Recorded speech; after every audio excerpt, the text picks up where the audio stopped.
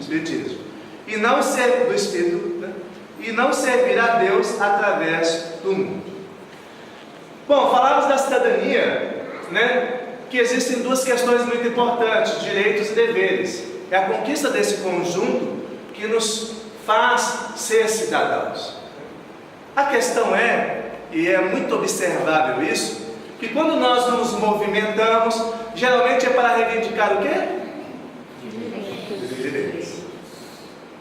Na maioria das vezes, nós nos mobilizamos, nos reunimos, nos movimentamos para reivindicar direitos. Ok, respeitar os direitos, né, é também trabalhar os deveres. E respeitar os deveres garante os direitos.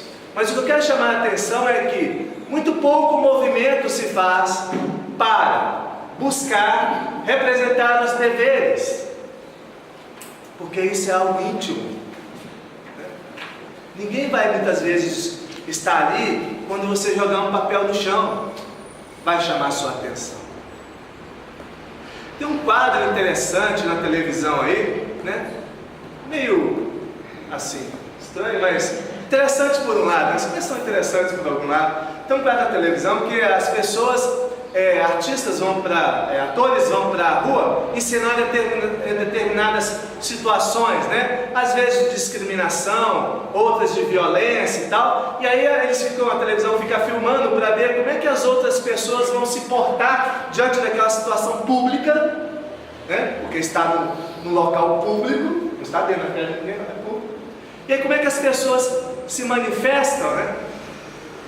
E é interessante observar, né, como é que as pessoas agem em relação. Mas muitas vezes não vai ter ninguém olhando quando você jogar aquele papelzinho no chão.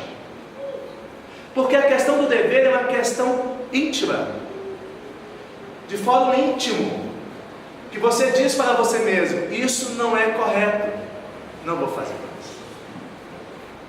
Outras vezes, entendo que não é correto, mas ainda faço. Porque na verdade os meus interesses, construídos interiormente, me conduzem para outra direção. Quando eu for me reformulando intimamente, que eu for modificando a minha conduta moral, isso irá modificar os meus atos e a minha conduta enquanto cidadão. E quanto ao dever, existe um capítulo, capítulo 17 do Evangelho segundo o Espiritismo, né? E nesse capítulo existe um item chamado dever. É uma primazia. Aliás, o Evangelho inteiro é uma primazia. Mas esse item é fantástico. Eu quis trazer uns pequenos trechos para nós refletirmos juntos. O dever é a obrigação moral, primeiro para consigo mesmo e depois para com os outros. O dever é a lei da vida. Então o dever é a obrigação primeiro para com você. Você se conduz e se porta de uma maneira, não pelo outro primeiro, mas por você mesmo. Porque ser ético, ter uma conduta honesta, torna você cada vez mais uma pessoa melhor. A sua consciência fica mais tranquila, né?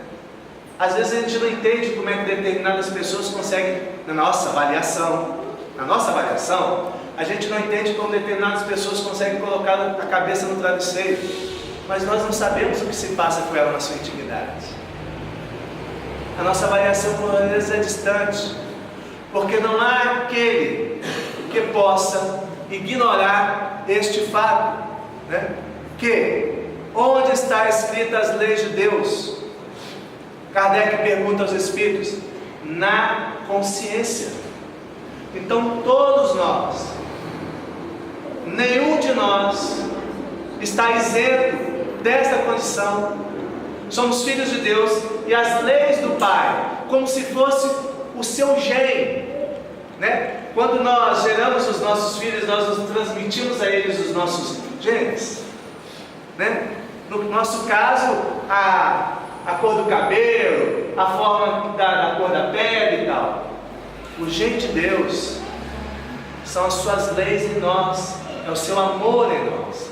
Então, da mesma forma que nós não podemos deixar, né, de parecer com o pai, de parecer com a mãe, apesar de que a gente hoje em dia já está dando jeitinho, né, com as plásticas, né, com alguns medicamentos, mas isso faz parte, né, do que é efêmero, porque o que é imortal, o que é eterno, como as leis de Deus, isso não há como se modificar, e isso está em nós. Mas aí a gente fica se perguntando, né? Mas como é que o outro consegue fazer então aquilo? Aí eu pergunto, a gente devia se perguntar como é que a gente ainda faz determinadas coisas. Porque apontar para o outro é fácil. Dizer o que o outro deveria fazer é ainda mais fácil. Mas dizer o que a gente deve fazer, que é o dever, que é o dever conosco primeiro, isso é o difícil. Porque quantas coisas nós precisamos ainda modificar em nós, que deveríamos mudar a nossa conduta e ainda fazemos. Não estamos aqui para apontar o dedo para ninguém, não é nosso dever isso, mas é chamar a atenção que antes de apenas ficarmos apontando o dedo, né, existe uma musiquinha na evangelização que diz isso, né? Quando eu aponto o dedo para o vizinho, existem 3 apontados para mim, né? É isso, quer dizer, é claro que nós não vamos fechar os olhos para as coisas equivocadas que acontecem em nossa sociedade, evidente que não. Mas apenas apontar o dedo para o outro, esquecendo que nós precisamos modificar a nossa conduta, é um engano. Ainda no Evangelho segundo o Espiritismo, nos diz o seguinte: o dever começa precisamente no ponto que ameaçais a felicidade ou a tranquilidade do vosso próximo, e termina no limite que não desejarias ver transposto em relação a vós mesmo. Então, sempre que tivermos dúvida de onde começa o dever, é no momento em que o outro está cerceado da sua felicidade ou da sua tranquilidade. Então, quando abordávamos o tema da educação, o tema da saúde da nossa sociedade, e que muitas pessoas são privadas disso ainda hoje, que não têm acesso mínimo a esta condição, mesmo que eu tenha acesso, não me cabe estar tranquilo quanto ao meu dever. Pelo contrário, toda a nossa sociedade é responsável por isso, e eu preciso refletir se a minha conduta cidadã e espírita faz com que eu me movimente em direção a modificar a condição pelo que o outro passa. Se eu não passo, se eu passo, eu me junto a este numa causa ainda maior, porque eu sei quando dói em mim. Quando dói em mim, eu esbravejo, eu falo alto, eu grito, eu busco, eu movo mundos e fundos. Vocês já viram quando uma mãe está com um filho doente, chega no hospital e ninguém o atende? A pessoa enlouquece. Não porque ela seja louca, porque ela se move de uma força e de um amor tal, que por vezes comete também atos equivocados, que a violência nunca é justificativa. Contudo, é compreensível a situação que determinadas pessoas passam pelo grau de descaso que elas recebem muitas vezes, pela nossa ignorância. E nós somos responsáveis. Quando nós olhamos pela televisão e vemos esses fatos, lemos nos jornais, não devemos apenas reclamar dos nossos políticos ou dos nossos gestores governamentais.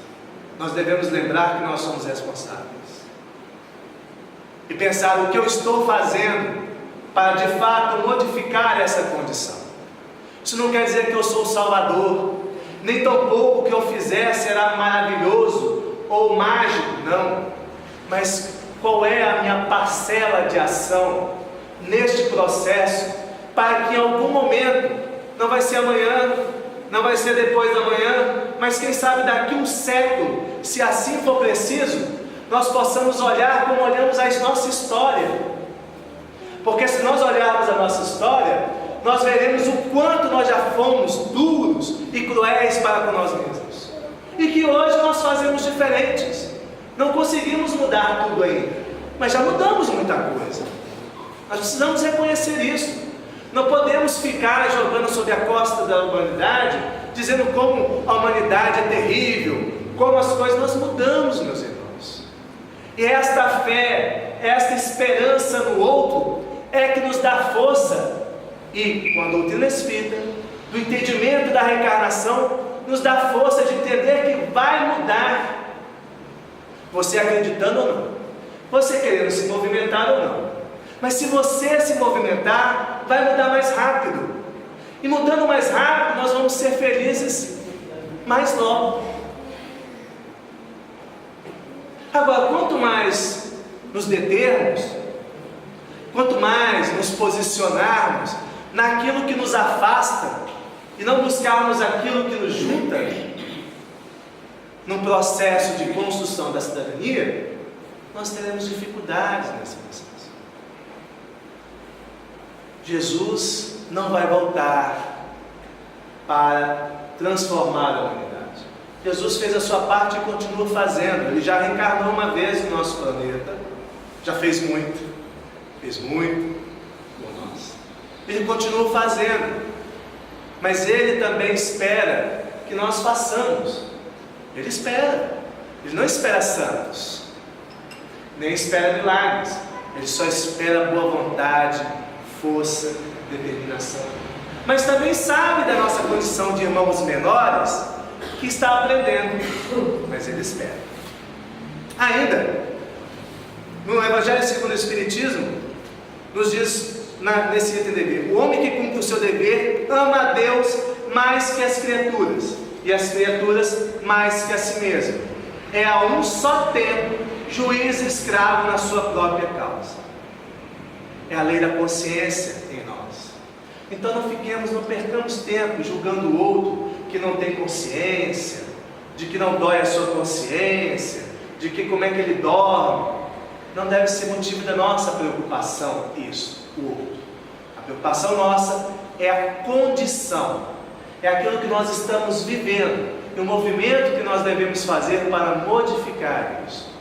E aí, pensando no nosso dever, diante disso que o Evangelho nos coloca, nós somos juízes e escravos de nós mesmos. Porque uma hora, em dado momento, por mais que a gente queira ignorar, a nossa consciência vai gritar. Nós vamos ter que olhar para o espelho, para dentro dos nossos olhos, e ver claramente quem nós somos. Isso por vezes é duro, é difícil, mas é algo que nós vamos ter que ir fazendo, porque não há outra maneira de reforma íntima de que nos conhecer a nós mesmos. Santo Agostinho já nos alertava isso. E o Espiritismo tem o seu papel, mas não irá fazer por si só a mudança que é necessária fazer. Lá na Gênesis, os Espíritos nos dizem: o Espiritismo não cria a renovação social. Então o Espiritismo não vai, como passe de mágica, modificar a nossa sociedade. Não tem esse poder. A madureza da humanidade é que fará dessa renovação uma necessidade. Mas o Espiritismo nos dá instrumento, nos dá conhecimento para nos mudando o nosso mundo interior, podemos mudar esse mundo exterior. Pelo seu poder moralizador, por suas tendências progressistas, pela amplitude de suas vistas, pela generalidade das questões que abrange, o Espiritismo é mais apto do que qualquer outra doutrina a secundar o movimento de regeneração. Por isso, é ele contemporâneo desse movimento. Surgiu na hora em que podia ser de utilidade, visto que também para ele os tempos são chegados. Então é este o papel do Espiritismo, que mostra qual é o seu papel e mostra qual é o nosso papel. Então não cairá por passe de mágica. E aí nós ficamos perguntando: então por que não mudamos? Por que as situações não se modificam rapidamente? Por que é tão difícil, se temos a doutrina espírita, que nos ajuda a entender todo esse sistema complexo, ao mesmo tempo simples? E aí Kardec faz essa pergunta para os espíritos: por que no mundo tão a miúde a influência dos maus sobrepuja dos bons? Não é esta a impressão que nós temos às vezes? Não entendemos porque ainda hoje determinadas atitudes acontecem, determinadas ações acontecem. E os Espíritos respondem: por fraqueza destes. Os maus são intrigantes e audaciosos, os bons são tímidos. Quando estes o quiserem, preponderarão. para mim está claro como um dia de sol limpo, para nós nos perguntarmos: nós estamos dos lados dos bons ou dos maus? É uma pergunta cruel para nós fazermos a nós mesmos. Eu acho que eu estou no meio dele. Mas é uma pergunta dura, porque se nós nos colocarmos na falsa modéstia do lado dos maus, que é fácil dizer: não, eu ainda sou mau, por isso eu sou assim, demonstra a nossa inércia, a nossa incompreensão do processo evolutivo, e nos mostra o quão pouco nós conhecemos a doutrina espírita. Não porque ela nos transformaria de bons do dia para a noite, mas é porque ela nos dá a perfeita compreensão, nos dá a condição de termos a perfeita compreensão do que somos. Nós não somos, não estamos mais na condição de maus. Nós temos atos equivocados, erramos, mas isso faz parte do processo.